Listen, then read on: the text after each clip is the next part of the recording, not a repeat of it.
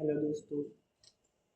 आज के इस वीडियो में हम देखने वाले हैं कि HTML और CSS की हेल्प से आ, हम रजिस्ट्रेशन फॉर्म या कॉन्टैक्ट फॉर्म कैसे डिज़ाइन करते हैं।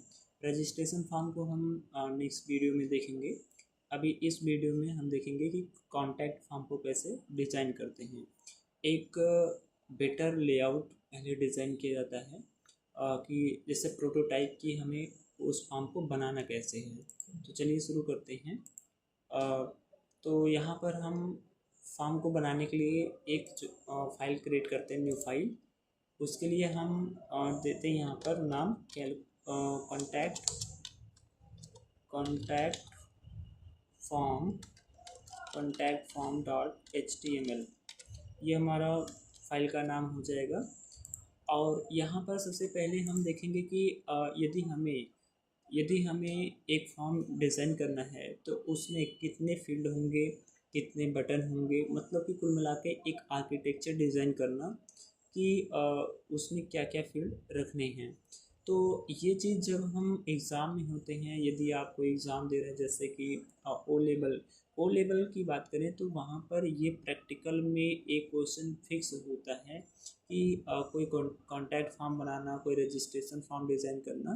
तो वैसे अभी जो जनवरी 2026 के प्रैक्टिकल हुए थे उसमें ये एक क्वेश्चन आया हुआ था कि एक वेब डिज़ाइनिंग में HTML CSS और जावास्क्रिप्ट की हेल्प से आप एक कॉन्टैक्ट फॉर्म डिज़ाइन करिए। तो हम आज वही देखने वाले हैं कि कैसे फॉर्म को डिज़ाइन करेंगे। यदि आप चाहते हैं कि हम हमारा जो फॉर्म होगा वो कैसे डिज़ाइन होगा, तो हम यहाँ पर सबसे पहले एक आर्किटेक्चर डिज़ाइन करें। के लिए जो है, चलिए यहाँ पर सबसे पहले हम वेबसाइट ओपन कर लेते हैं, वेब पेज जिस पे हम ये डिज़ाइन करने वाले हैं, जो कि है io.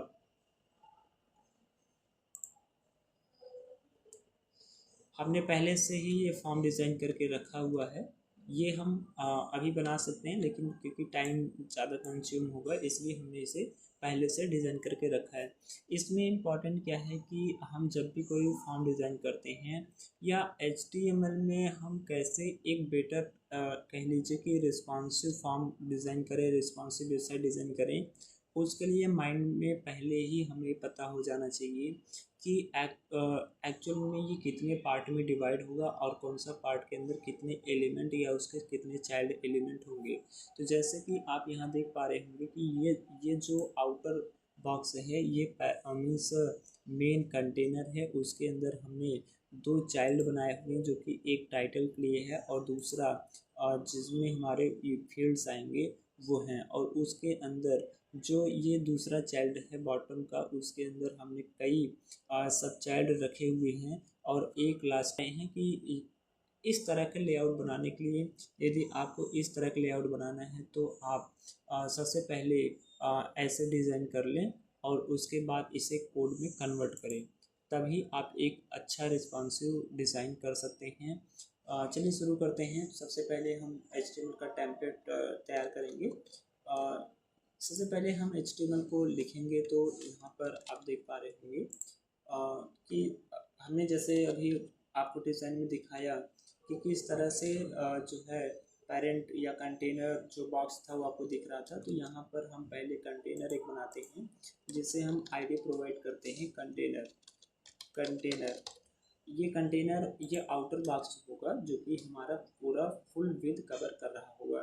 इसके बाद हम एक मेन बॉक्स बनाएंगे, एक मेन ड्यू बनाएंगे जो कि मीन्स जो हमारा कॉन्टैक्ट का लेआउट होगा, बॉक्स होगा, वो तैयार करेगा। और इसके अंतर्गत जैसे हमने देखा था कि मेन के अंतर्गत दो दो चाइल्ड थे, तो उसके लिए हम दो ड्यू और रख सकते हैं और इनका क्लास रख सकते हैं मेन चाइल्ड। और जो नाम रखिए वो ऐसा होना चाहिए, मीनिंगफुल होना चाहिए क्लास या आईडी के, जिससे हमें पता लगे कि एक्चुअल में ये जो क्लास है वो किसके लिए लगाया गया, किस एलिमेंट के लिए लगाया गया है। इसके बाद हम जो है इसी को कॉपी करते हैं और हमारे पास दो चाइल्ड बन चुके हैं जो कि इस तरह से हैं। अब इसमें क्या है, ये जो मेन चाइल्ड है इसको हमें आईडी भी देना पड़ेगा जब हम इसके कुछ टाइम बाद जो है जब हम इसे जावास्क्रिप्ट फील्ड से यदि कुछ फंक्शनलिटी दे रहे होंगे या CSS लिख रहे होंगे, तो वहाँ इस एलिमेंट को सिलेक्ट करने के लिए हमें कुछ यूनिक आईडी चाहिए होता है जिससे हम डायरेक्टली इसको सिलेक्ट कर पाएँ। बट अभी के लिए हम इसको रहने देते हैं। यहाँ पर टाइटल के लिए हम एक जो है आप चाहें तो कोई और डिव इनर डिव बना सकते हैं, या आप डायरेक्टली इस पैन टैग को यूज करके इसमें टाइटल दे सकते हैं, जैसे कि कॉन्टैक्ट फॉर्म हमने ये टाइटल दिया हुआ है। अब इसके बाद इतना हमारा तैयार हो चुका है, हम फाइल को सेव करते हैं Ctrl+S से और यहाँ से कॉपी पाथ करते हैं और ब्राउज़र में जाते हैं और यहाँ पर जो हमें URL या पाथ को कॉपी किया हुआ है उसे हम एंटर हिट करते हैं, तो आप यहाँ पर देख पाएंगे कि हमारा जो कॉन्टैक्ट फॉर्म है उसमें केवल बस इतना ही दिख रहा है, जबकि हमने कोड में कई डिव बनाए हैं, मीन्स काफ़ी कोड किया हुआ है, बट हमें जो आउटपुट दिख रहा है वो केवल जो हमने इस पैन में लिखा था, डेटा लिखा था, टेक्स्ट, केवल वही दिख रहा है। ऐसा क्यों होता है?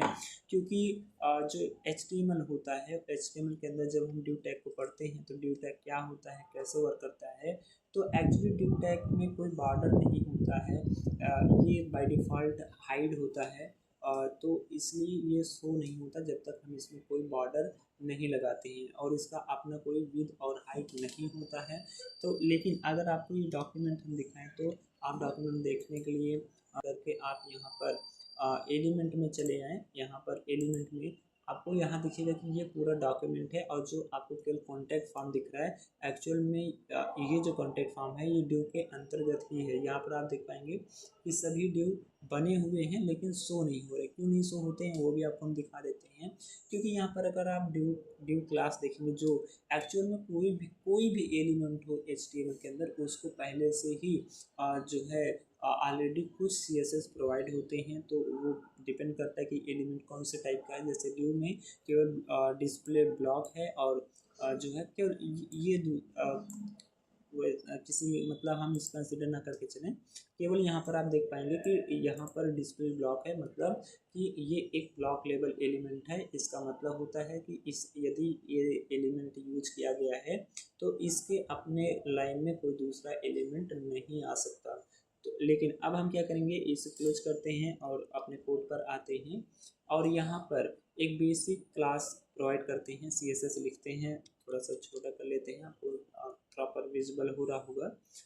तो यहाँ पर हम क्या करते हैं, कुछ CSS के क्लासेस लिखते हैं जिससे हमें दिखता भी रहे कि हम जो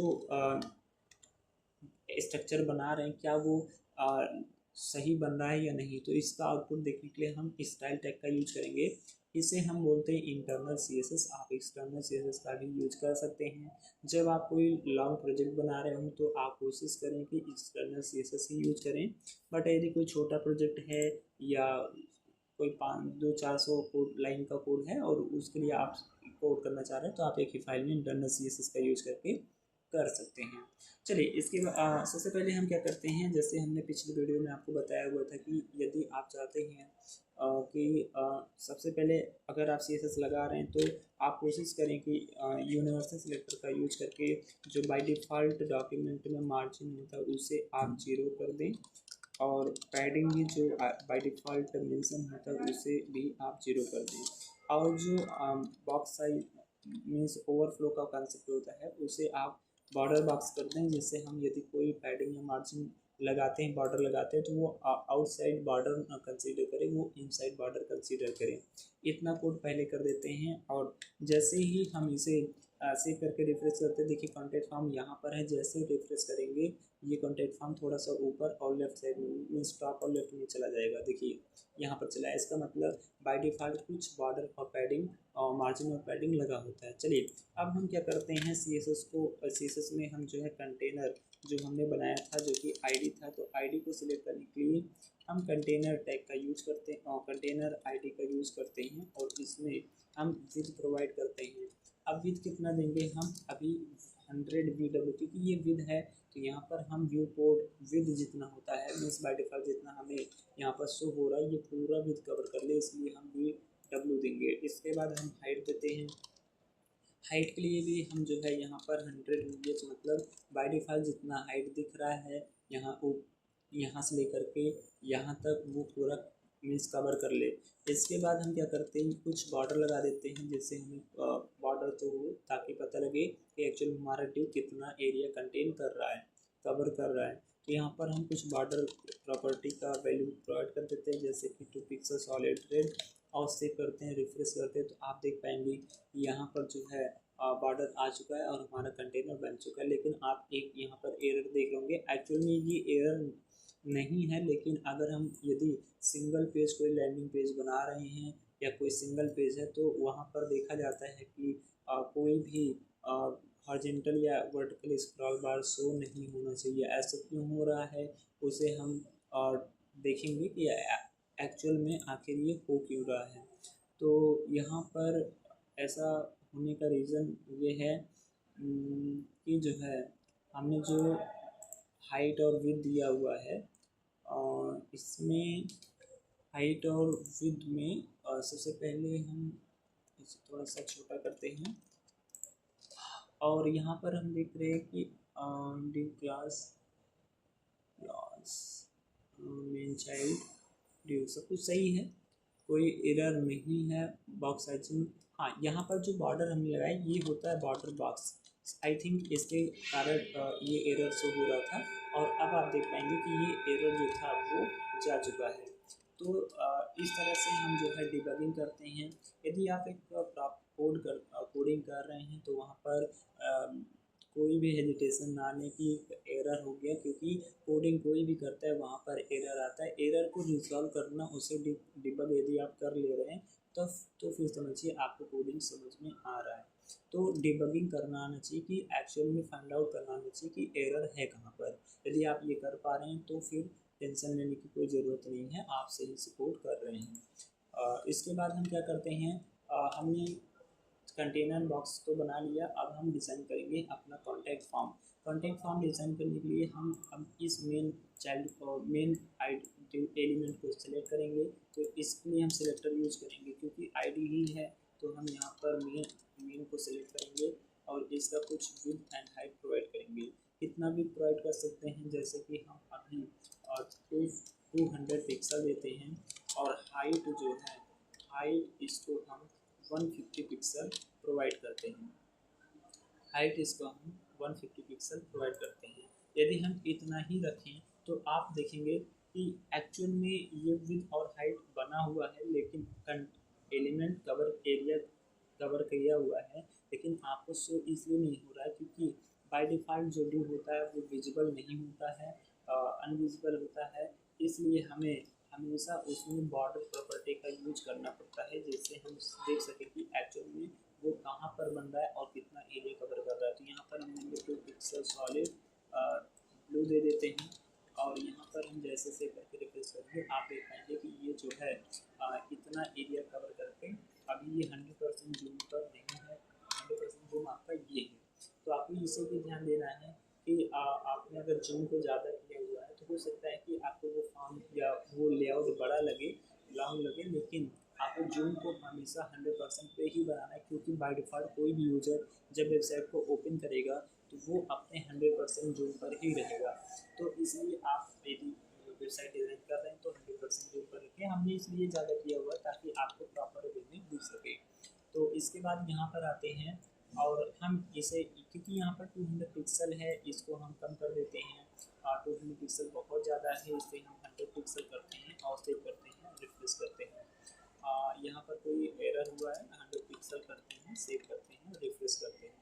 अब इसको अगर यदि हम 100 पिक्सल पर 100% पर करें तो ये कुछ इस प्रकार से आपको दिख रहा है। तो देखिए कितना छोटा है, तो इसका मतलब हमें इसे बढ़ाना होगा और अब इसको हम लेके जाएंगे 500 पिक्सल और इसको हम ले जाएंगे 300 पिक्सल पर।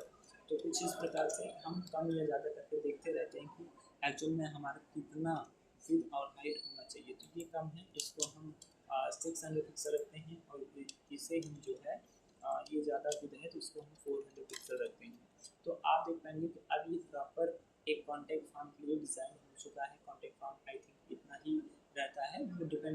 आप कितने एलिमेंट को ले रहे हैं।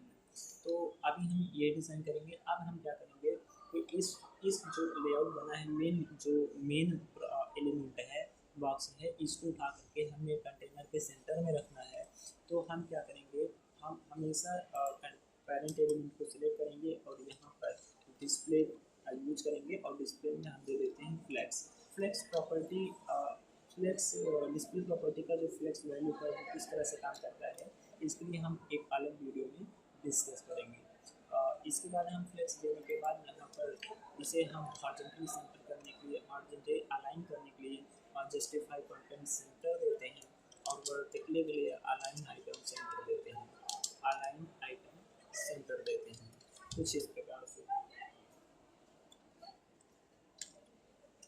इस करेंगे। कुछ इसको पर्टिकुलर विद प्रोवाइड करते हैं जैसे कि 400 पिक्सल। फिर इसको हाइट प्रोवाइड करते हैं।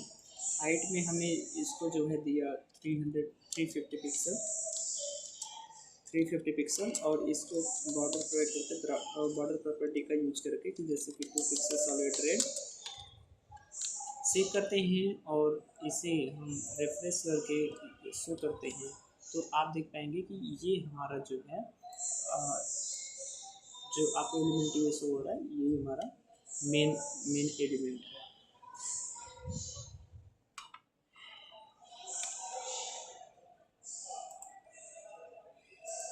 आते हैं फिर से यहाँ पर। तो एक्चुअली में यहाँ पे 350 ना होकर 3050 हो गया। ये इसे 350 करना था, तो यहाँ फिर से रिफ्रेश करते हैं जो कि हमारा इस बेस पे बना हुआ है। थोड़ा सा हाइट बढ़ा लेते हैं जिसकी इसको हम 450 करते हैं 450 में। तो ये प्रॉपर वे में आ चुका है। अब हम क्या करते हैं, सबसे पहले इसके अंदर जो हमारा कॉन्टैक्ट फॉर्म है, इसके अंदर 2 चाइल्ड हैं। 2 चाइल्ड वो कौन कौन से हैं, जैसे कि पहला आपको दिख रहा था कि जो कि टाइटल के लिए था, तो यहाँ पर हम एक क्लास और दे सकते हैं और जो कि टाइटल होगा, और यहाँ पर हम दे सकते हैं फील्ड नाम से, ऑल फील्ड नाम से, या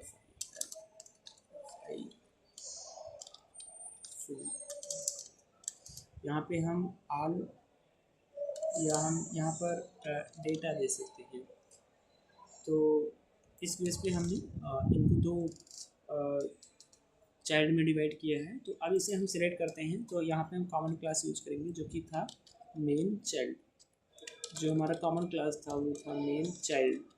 मेन चाइल्ड से हम इसे सिलेक्ट करेंगे और इसको इसे हम कुछ विड्थ और हाइट या बॉर्डर प्रॉपर्टी का यूज करके कॉमन कुछ प्रॉपर्टियाँ प्रोवाइड करेंगे।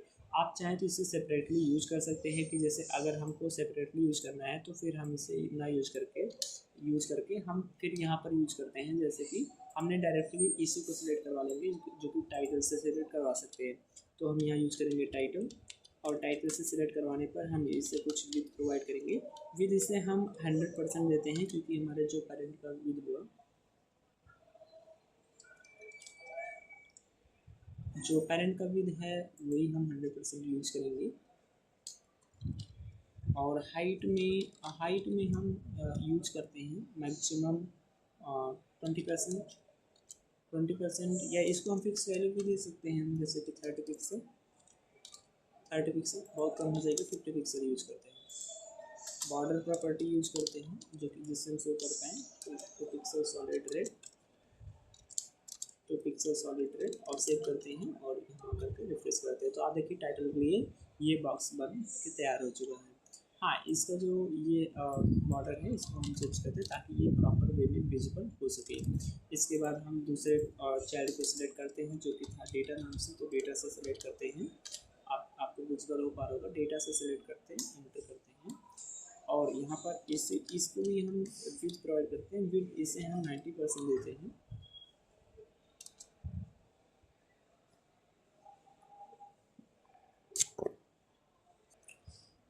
चलिए, इसको अब हम हाइट प्रोवाइड करते हैं। हाइट में हम दे देते हैं कि जैसे देखिए हाइट में यदि हम ध्यान दें तो यहाँ पर जो हमें हाइट देना चाहिए था वो 50 पिक्सल है।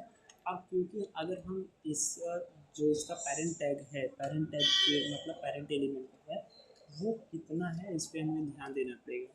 तो इसका जो पेरेंट टैग है वो इसका हाइट जो है वो 450 है, तो जिसमें से 50 पिक्सल टाइटल को चला गया तो 400 बचा हुआ है।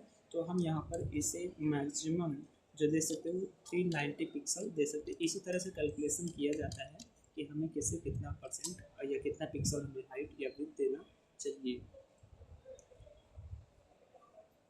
यहाँ पर हम बॉर्डर प्रॉपर्टी का यूज करेंगे, बॉर्डर टू पिक्सल सॉलिड, यहाँ पर हम यूज कर लेते हैं जैसे कि ग्रीन, हालांकि ये दोनों मिक्स हो जाएगा बट ठीक है। यहाँ पर हमने जो 90% यूज किया इसको हम 95% यूज करेंगे और इससे रिफ्रेश करते हैं एक उसी प्रकार से। यहाँ पर हमने 100% यूज किया था विथ को, यहाँ भी हम 95% ही रखेंगे और सेव करते हैं। अब देखिए ये क्या हुआ कि यहाँ पर प्रॉपर्टियाँ मतलब कि एलिमेंट स्ट्रक्चर बनकर तैयार हो चुका है, बॉक्स बन चुके हैं, लेकिन ये अभी लेफ्ट साइड अलाइन है, इसे हमें सेंटर में लेकर के जाना है ताकि ये प्रॉपर सेंटर हो जाए। तो हमेशा जो चाइल्ड होता है, यदि चाइल्ड को आपको एडजस्ट करना है, अलाइन करना है, तो उसके क्योंकि डिस्प्ले अगर यूज कर रहे हैं आप, तो वो आप पेरेंट एलिमेंट में जाएं और वहाँ पर डिस्प्ले प्रॉपर्टी का यूज करें। डिस्प्ले में हम फ्लेक्स प्रोवाइड करते हैं और फ्लेक्स देंगे। जैसे हम फ्लेक्स देंगे ये देखिए लेफ्ट एंड राइट में प्रॉपर अलाइन हो चुका है, लेकिन हमें लेफ्ट एंड राइट में नहीं चाहिए, हमें ये टॉप एंड बॉटम में ही चाहिए। तब तो फिर इस समय हम क्या करेंगे, इसमें हम यूज करेंगे फ्लेक्स डायरेक्शन कॉलम। यहाँ पर फ्लेक्स डायरेक्शन कॉलम का यूज करेंगे, जिसमें फ्लेक्स डायरेक्शन कॉलम से यूज करने से क्या होगा कि जो हमारा एलिमेंट है, बॉक्सेस हैं, वो फिर से टॉप एंड बॉटम में अलाइन हो जाएंगे, मतलब वर्टिकल अलाइन हो जाएंगे रो वाइज। तो इसे इसके बाद हम क्या करते हैं, इसमें देखिए आप अगर ध्यान से देखेंगे तो इसके अंदर बॉटम साइड में कुछ गैप है लेकिन ऊपर नहीं है, तो इसके बीच में गैप लाना है। तो हम क्या करेंगे, इसको हम क्योंकि अब हम इसे वैसे तो देखा जाए तो ये वर्टिकल अलाइन है, लेकिन क्योंकि डिस्प्ले का कंसेप्ट यूज हो रहा है तो यहाँ पर हम इसे हॉरिजॉन्टली अलाइन करेंगे, जिसके लिए हम यूज करेंगे जस्टिफाई कंटेंट। जस्टिफाई कंटेंट में हम यूज करेंगे स्पेस बिटवीन। जस्टिफाई कंटेंट में हम यूज करेंगे स्पेस बिटवीन। सेव करेंगे, देखिए ये टॉप एंड बॉटम है और बीच में स्पेस आ चुका है। इसके बाद हम इसे वर्टिकली अलाइन करेंगे, जो कि होगा align item centre, align item centre. और इसके बाद क्या होगा कि ये प्रॉपर वे में अलाइन हो चुका होगा। तो इस तरह से हम स्ट्रक्चर को क्रिएट करते हैं। अब ये देखो हम जो है प्रॉपर वे में बनाते चलेंगे। तो टाइटल में हमें क्या करना है, इसको भी हमें डिस्प्ले देना है, डिस्प्ले में फ्लेक्स लगाना है। फ्लेक्स देने के बाद हॉरिजॉन्टली अलाइन करना है, तो जस्टिफाई कंटेंट सेंटर रखना है। और वर्टिकल अलाइन करने के लिए अलाइन आइटम बहुत कॉमन प्रॉपर्टी है, बट इसको समझना कि ये कैसे वर्क करता है क्योंकि इसके कई वैल्यू होते हैं। फिर इसके बाद हमें क्या करना है, जो हमारे टेक्स्ट का फॉन्ट साइज होगा उसे इंक्रीज करना है, फॉन्ट साइज।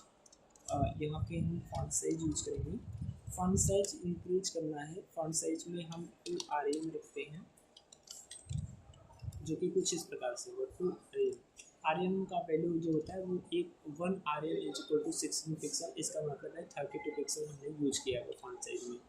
और इसे हम जो है क्योंकि टेक्स्ट वैसे तो इसके लिए हम स्पैन यूज कर सकते हैं कि जैसे प्रॉपर्टी हम यूज कर सकते हैं कि पहले हम क्लास यूज करेंगे सिलेक्शन के लिए, सेलेक्टर का यूज करके टाइटल, उसके बाद हम यहाँ पर यूज करेंगे स्पैन, क्योंकि स्पैन इससे होगा क्या कि टाइटल के अंदर जो स्पैन होगा बस वही सिलेक्ट होगा। तो इसमें हम क्या करेंगे, फॉन्ट का कलर आप डिफाइन कर सकते हैं। तो फॉन्ट का कलर हम यूज करेंगे, फॉन्ट कलर सॉरी ये होगा कलर, इसलिए हम कलर प्रॉपर्टी यूज करेंगे। और यहाँ पर हम यूज करेंगे रेड या क्रिम्सन भी आप यूज कर सकते हैं, हम अभी रेड यूज कर रहे हैं तो ये रेड में हो गया।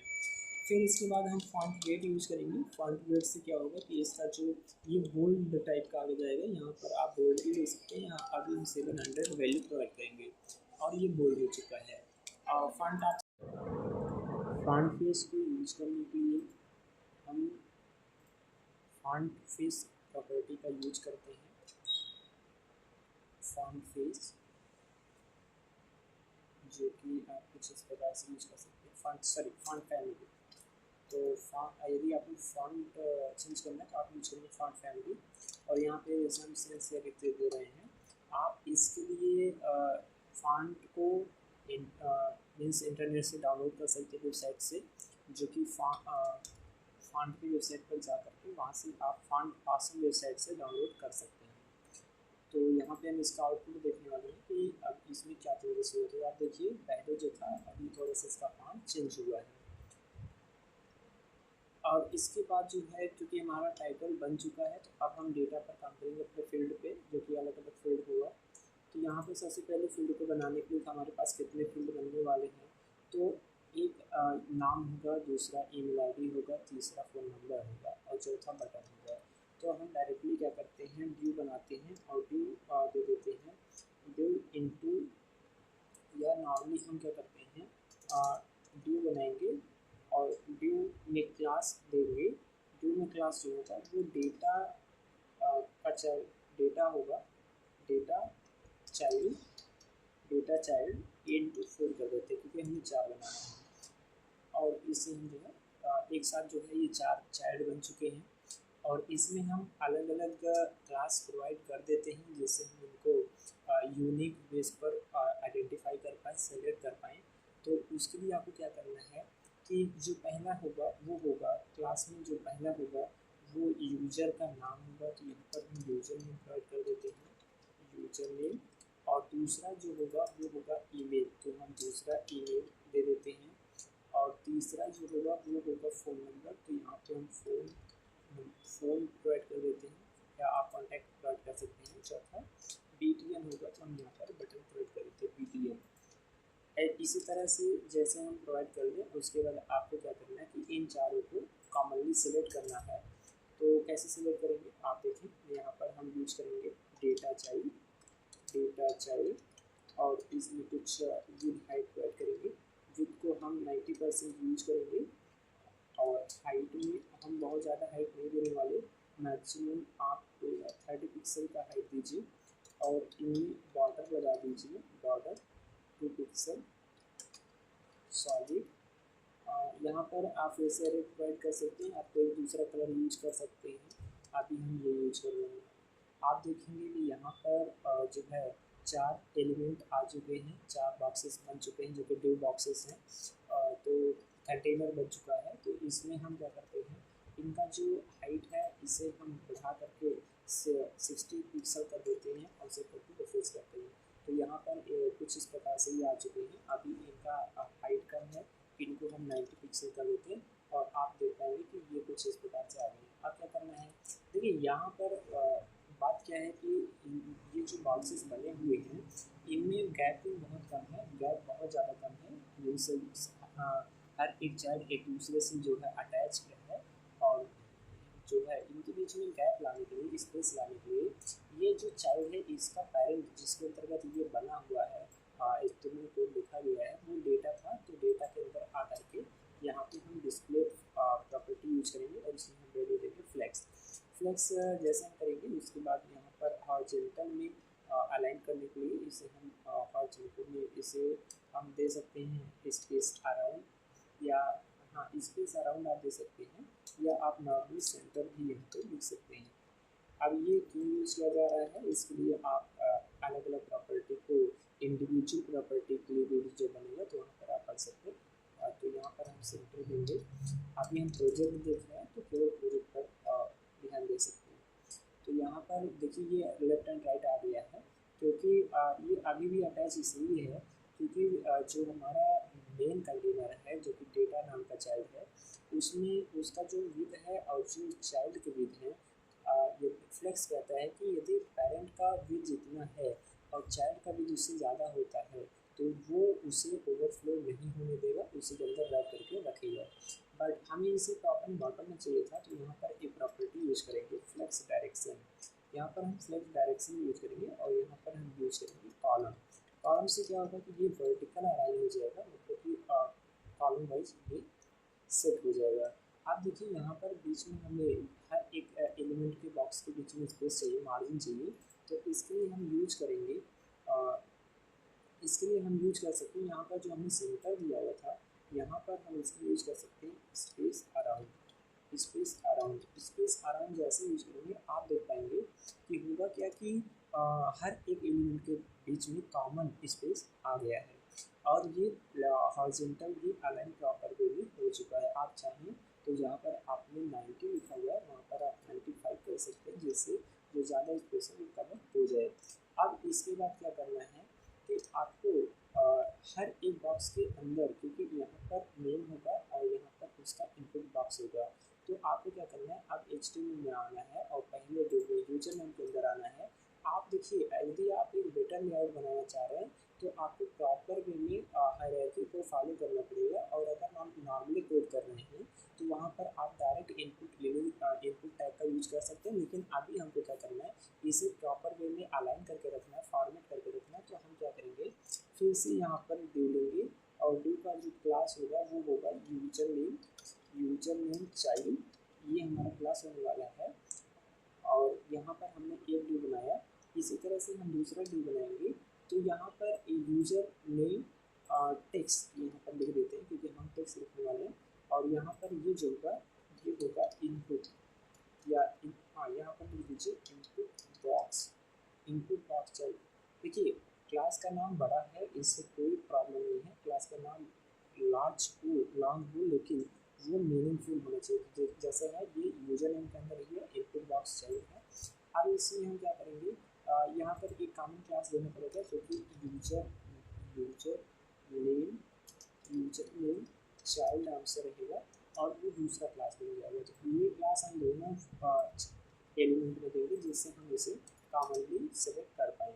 तो यहाँ पर आते हैं और इसे हम सेलेक्ट करते हैं डॉट यूजर नेम चाइल्ड, और यहाँ पर हमें क्या करना है कि इसमें कुछ विद प्रोवाइड करना है, और विद आप फिर से 95% यूज कर सकते हैं। और इसके बाद हमें हाइट नहीं प्रोवाइड करना है। अभी हम केवल क्या करते हैं, इसमें इस यहाँ पर कुछ डेटा प्रोवाइड करते हैं। जैसे हमें क्या लिखना है, यहाँ पर लिखना है यूजर नेम आप लिखिए, चाहे जो है आप डायरेक्टली नेम लिख सकते हैं। तो जैसे हमने यहाँ पर यूजर नेम किया, और यहाँ जो करना है आपको, वो आपको इनपुट फील्ड ले करके इनपुट टाइप टेक्स्ट यूज करना है, क्योंकि नाम को एंटर कराना है। और प्लेस होल्डर में आप रख सकते हैं यदि आपको रखना है तो। अभी हम रख देते हैं जैसे कि इंटर योर नेम, तो हम ये रख देते हैं। आप नहीं रखना चाहते कोई बात नहीं, आप हटा सकते हैं। ध्यान रखें कि ये यूजर नेम डायरेक्ट नहीं होना चाहिए, नहीं तो टेक्स्ट पर कोई भी स्टाइलिंग अप्लाई करने में प्रॉब्लम होगा, CSS लगाने में प्रॉब्लम होगा, जो कि फॉन्ट प्रॉपर्टी होती है। तो इसे क्या करना है, अभी इस टाइम में रखना है, और इस टाइम में इसे हम जो है रैप कर देते हैं। इस तरह से हम इसे सेव करेंगे तो आप देखेंगे कि यहाँ पर नाम, यूजर नेम और इनपुट फील्ड आ चुका है। यदि आप यहाँ पर बॉर्डर लगा करके देखते हैं, यदि आप यहाँ पर बॉर्डर लगाते हैं तो इससे पता चलेगा कि ये कितना हाइट और कितना विड्थ कवर कर रहा है। तो यहाँ पर हम लिख देते हैं 2 पिक्सल सॉलिड। यहाँ पर हम येलो यूज करते हैं, 2 पिक्सल सॉलिड येलो। तो बहुत सही नहीं है, यहाँ पर हम कोई दूसरा कलर यूज कर लेते हैं, जैसे कि ये। तो 2 पिक्सल सॉलिड येलो जो भी दूसरा ऑरेंज कलर में है। तो यहाँ पर अब हम क्या करते हैं, ये प्रॉपर वे में आ गया है, लेकिन अभी भी ये अलाइन सही से नहीं है। तो इसे अलाइन करने के लिए हम इसका जो चाइल्ड है वो कौन है, इसका डेटा चाइल्ड है। और डेटा चाइल्ड भी नहीं है, इसका जो चाइल्ड है वो आपका यहाँ पे आपको देखना पड़ेगा, इसका जो चाइल्ड है वो कौन है। तो यहाँ पर इसका जो चाइल्ड है वो है डेटा चाइल्ड, लेकिन डेटा चाइल्ड सब में हो सकता है, क्योंकि आप यहाँ देखेंगे तो डेटा चाइल्ड सब में है। तो आपको यहाँ पर यूजर नेम से इसे सिलेक्ट करना पड़ेगा। तो यहाँ पर आपको आना है और इसको सिलेक्ट करना है यूजर नेम से, इसे आपको सिलेक्ट करना है यूजर नेम से। और अब जो है इसमें जैसे यूजर नेम सिलेक्ट हो जाएगा तो इसमें आपको यूज करना है डिस्प्ले फ्लैक्स। और इसके बाद जैसे आप डिस्प्ले फ्लैक्स करेंगे, यदि ये सही से काम कर रहा होगा तो लेफ्ट टू राइट इसे आ जाना चाहिए, और यदि नहीं काम कर रहा है तो इसका मतलब कोई एरर जरूर होगा। तो यहाँ पर आप देखें कि ये यूजर नेम भी जो है, यहाँ पर नेम भी एन कैपिटल है, तो आपको कैपिटल नहीं रखना है, और ये प्रॉपर वे में वर्क कर रहा है। लेकिन हमें इसे कॉलम वाइज करना है। कॉलम वाइज करने के लिए हम इसमें यूज करेंगे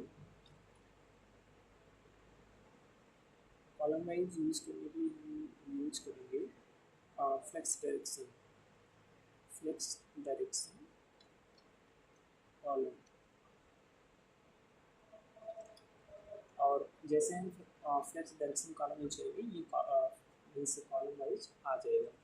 इसके बाद हमको क्या करना है, यहाँ पर हमें इसके बीच में कुछ गैप लाने हैं, तो यहाँ पर हम यूज कर सकते हैं जस्टिफाई कंटेंट, और जस्टिफाई कंटेंट में हम यूज कर सकते हैं स्पेस अराउंड। स्पेस अराउंड जैसे यूज करेंगे ये कुछ इस प्रकार से डिस्प्ले हो जाएगा।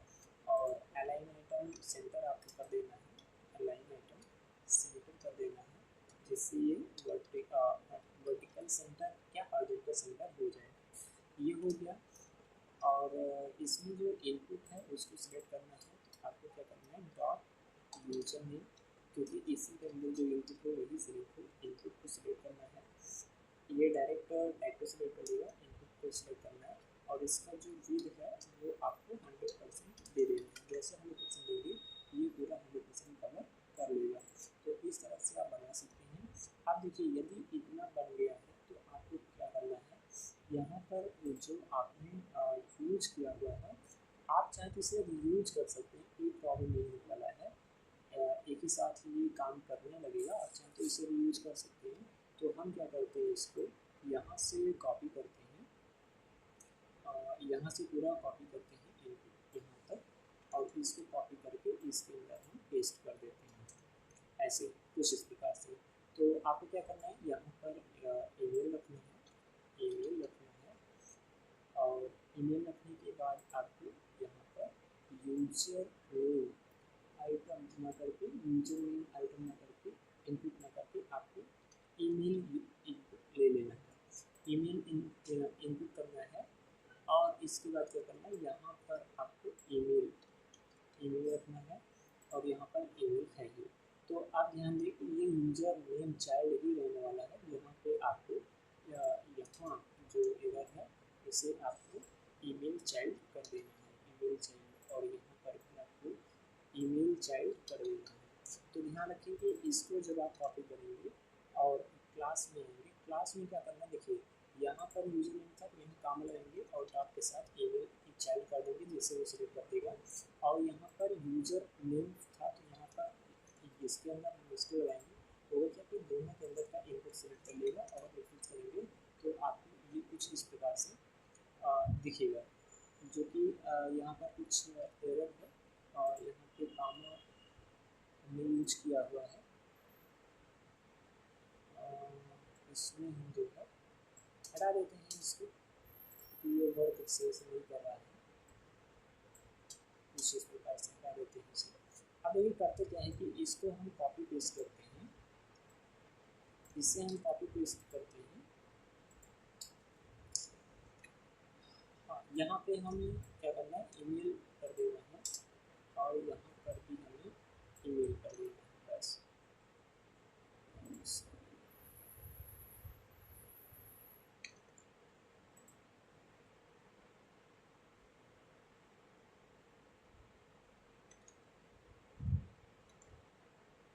यहाँ पर ईमेल चाइल्ड कर देना है। यहाँ देख लीजिए क्या लिखा गया, वहाँ पर यूजर नेम था तो यहाँ पर हमें अच्छा केवल ईमेल कर देना है, ये जो है ईमेल है, और ये जो है यूजर नेम है, तो यहाँ पर भी केवल ईमेल होगा, इतना करिए, और ये जो है प्रॉपर वे में अलाइन हो जाएगा। तो आप देख पा रहे हैं कि ये प्रॉपर वे में अलाइन हो चुका है, लेकिन अभी जो प्रॉब्लम आ रहा है दिखाना है, हमने ये जो कोड किया हुआ था, ये जो आपको बनता हुआ दिखा है ये वाला, तो ये उसमें हुआ है। तो यूजर नेम चाइल्ड मतलब हमें क्या करना है, लास्ट में आना है, और यहाँ पर हमें लिखना है, सॉरी यहाँ पर आना है, यहाँ पर हम लिखना है डॉट ईमेल चाइल्ड, और डॉट ईमेल चाइल्ड में हमने भी दिया होगा और बॉर्डर दी, वो दो ही चीज़ दी है।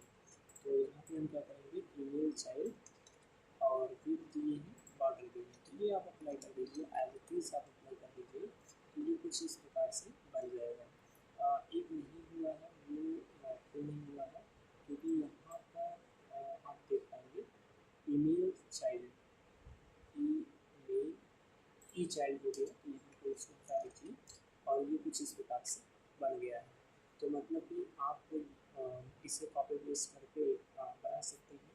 एक और बाकी है, तो हम इसको यूज कर लेते हैं फिर से। पे कॉपी करते हैं और इसके अंदर आते हैं और इस तरह से हम इसे दे देते हैं। तो जहाँ पर ईमेल चाहिए वहाँ पर हम लिख देते हैं फ़ोन।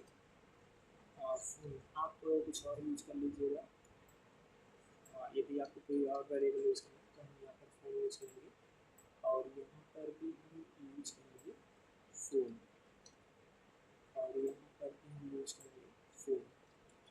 ये कुछ इस प्रकार से, बाकी से कुछ सेम टू सेम है। पर फ़ोन चाइल्ड यूज़ कर रहे हैं तो आपको करना क्या है, आपको यहाँ पर इस कॉपी कर लेना है, इसको कॉपी करके यहाँ पे ईमेल से कॉपी करके पूरा वापस आ जाना और यहाँ पे आपको यूज करना है फ़ोन। आई थिंक ये फ़ोन ही होगा, ये वाला फ़ोन सेलेक्ट हो जाएगा और फ़ोन के बाद आप इसको यूज़ कर सकते हैं। फ़ोन ही यहाँ पर रखिएगा, फ़ोन का जो इनपुट होगा उसके बाद आप यहाँ पर यूज कर सकते हैं फ़ोन चाइल्ड, ठीक है। बाकी सही है, रिफ्रेश करिए, ये देखिए ये बन गया।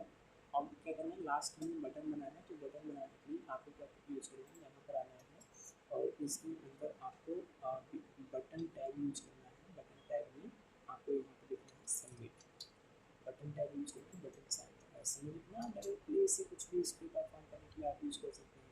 तो BTN को सिलेक्ट करेंगे और ये प्रॉपर वे में इसका फॉर्मेट हो जाएगा। BTN को सिलेक्ट करेंगे और BTN को सिलेक्ट करके पहले तो इसका जो बॉर्डर है वो नल कर देंगे, बॉर्डर को क्या करेंगे, नल कर देंगे। आउटलाइन को हम क्या करेंगे, नल कर देंगे। आउटलाइन नहीं हो गया, बैकग्राउंड ट्रांसपेरेंट कर देंगे, बैकग्राउंड ट्रांसपेरेंट कर देंगे। आप इतनी देखेंगे तो इस प्रकार से ये आ जाएगा, ये कुछ इस प्रकार से। ये हो गया BTN, सॉरी यहाँ पर BTN के अंदर जो बटन है उस पर हमें लगाएंगे, ना कि BTN लगाएंगे। तो ये कुछ इस प्रकार से आ गया। बैकग्राउंड आप चाहें तो रख सकते हैं, कोई दिक्कत नहीं है, आप चाहें तो बैकग्राउंड भी रख सकते हैं कुछ इस प्रकार से, या आप चाहें हटा भी सकते हैं।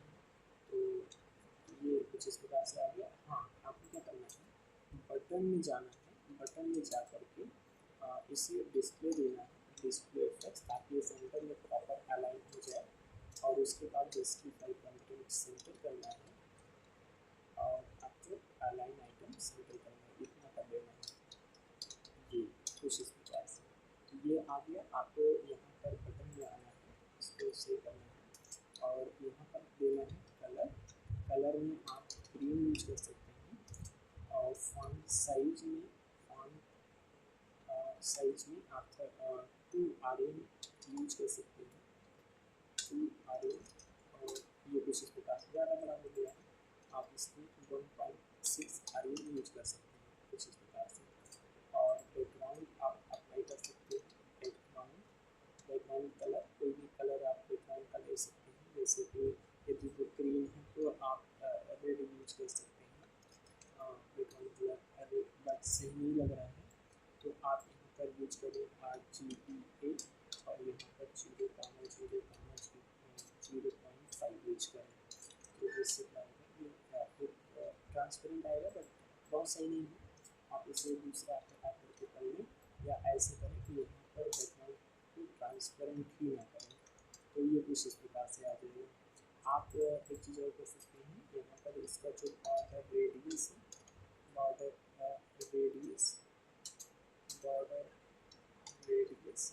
बॉर्डर रेडियस में आप इसे 15 पिक्सल रेडियस इसका कम कर दें और फॉन्ट साइज ज़्यादा है इसे भी रखें, बहुत ज़्यादा रखें। और इसका जो विड्थ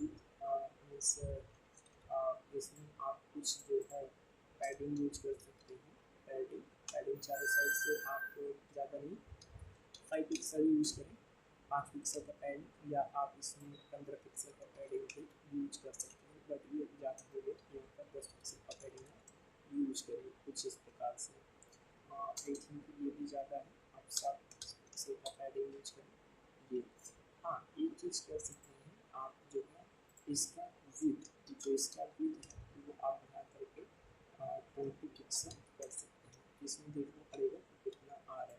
तो इसे आप 100 पिक्सल भी कर सकते हैं, आपको खुद देखना पड़ेगा कि कितना आ रहा है।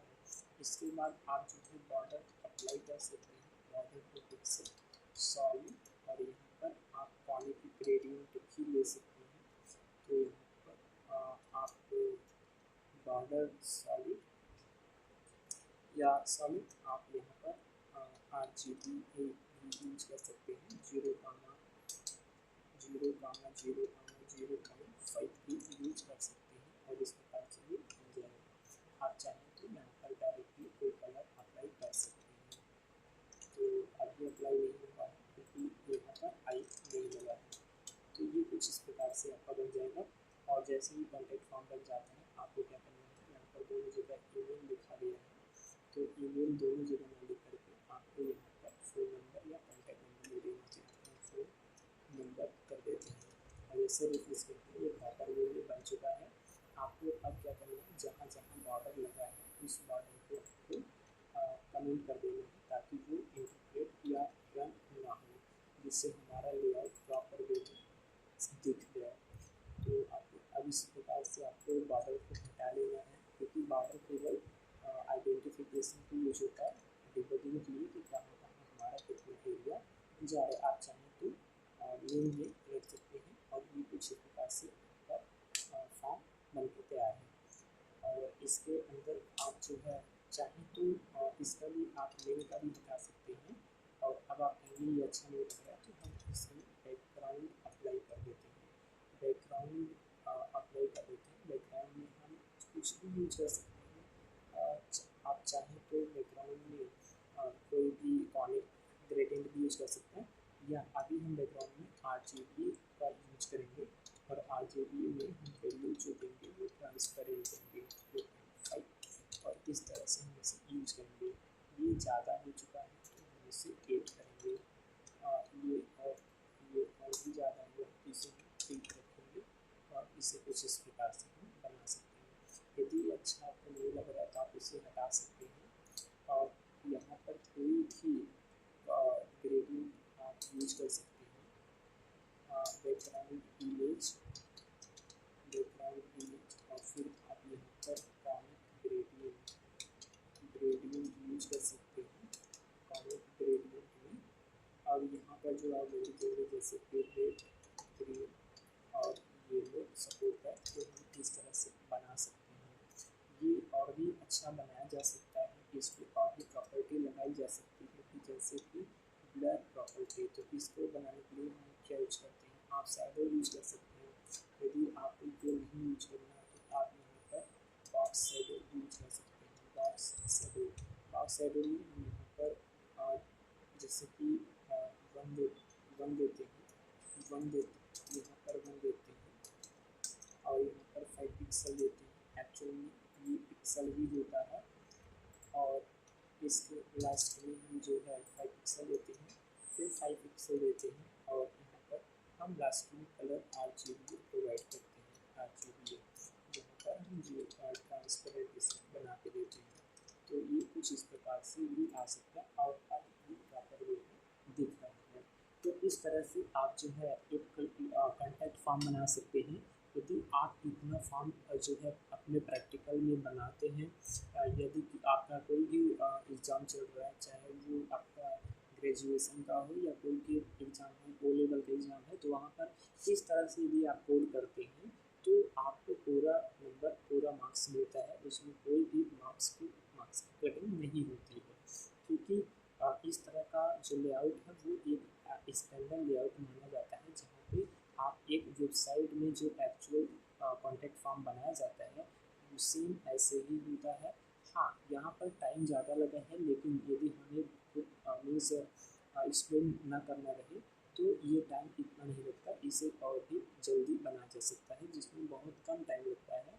आप कम टाइम में और स्टैंडर्ड लेआउट दे सकते हैं। तो इसलिए इसमें आप कुछ फंक्शनलिटी भी प्रोवाइड कर सकते हैं। आप डेटा क्लाइंट से आप सर्वर पर सेंड कर सकते हैं, डेटाबेस में स्टोर कर सकते हैं। यदि आपको ये सब सीखना है तो आप जो है वीडियो को पूरा देखें, और एक एक करके इसके बाद वीडियो आता रहेगा, जिसमें आपको पूरा कोर्स मिलेगा, जहाँ पर हम रिएक्ट, भी पढ़ने वाले हैं, Node.js भी पढ़ने वाले हैं, डेटाबेस में SQL भी पढ़ने वाले हैं। तो ये सारे जो है लैंग्वेज कवर होने वाले हैं, डेटा कवर होने वाला है, डेटाबेसेस। तो और HTML CSS जावास्क्रिप्ट तो हम इन डेप्थ में पढ़ने वाले ही हैं, जहाँ पर हम अच्छे लेआउट भी बनाएंगे और स्टैंडर्ड लेआउट बनाएंगे और जावास्क्रिप्ट की हेल्प से उसे फुल फंक्शनल बनाएंगे।